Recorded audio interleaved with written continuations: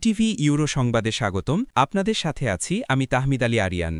Sunamganj two জামালগঞ্জে সড়কে CNG নিয়ন্ত্রণ হারিয়ে পিলারের সাথে ধাক্কায় একজন নিহত, চালকসহ ৩ জন আহত। সুনামগঞ্জ প্রতিনিধি কুলেন্দুশেখর দাসের তথ্যচিত্রে বিস্তারিত দেখুন প্রতিবেদনে। সুনামগঞ্জের জামালগঞ্জ টু সুনামগঞ্জ সড়ক দিয়ে ভীমখালি যাওয়ার পথে একটি বৈদ্যুতিক খুঁটির সিএনজির সাথে ধাক্কা লেগে সড়ক দুর্ঘটনায় একজন নিহত এবং চালকসহ ৩ জন যাত্রী গুরুতর আহত হয়েছেন।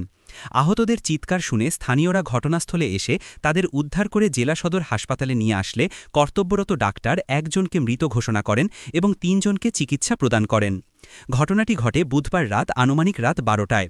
মৃত ব্যক্তির নাম মোহাম্মদ সৌরভ মিয়া ১৫।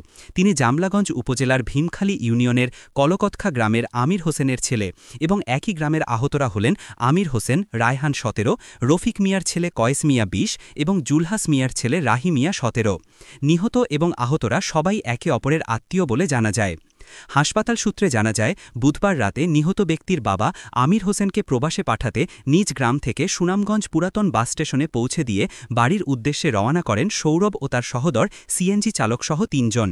এ সময় সিএনজি চালক কয়েস ঘটনাস্থলে গাপলি গ্রামে পৌঁছা মাত্রই নিয়ন্ত্রণ হারিয়ে রাস্তার পাশে বিদ্যুতের পিলারের সাথে সিএনজির ধাক্কা লেগে এই দুর্ঘটনাটি ঘটে। পরবর্তীতে আহতদের চিৎকার শুনে আশপাশের লোকজন ঘটনাস্থলে এসে আহতদের উদ্ধার করে সুনামগঞ্জ জেলা সদর হাসপাতালে নিয়ে আসা হয়। সদর হাসপাতালে আসার পর গুরুতর আহত সৌরভ মিয়াকে কর্তব্যরত ডাক্তার মৃত ঘোষণা করেন এবং সিএনজি চালকসহ ২ জনকে হাসপাতালে ভর্তি করা হয় এবং একজনকে প্রাথমিক চিকিৎসা দেওয়া হয়। এ ব্যাপারে সদর হাসপাতালের কর্তব্যরত emergency medical officer doctor Mohammad Ali ঘটনার সত্যতা নিশ্চিত করেন।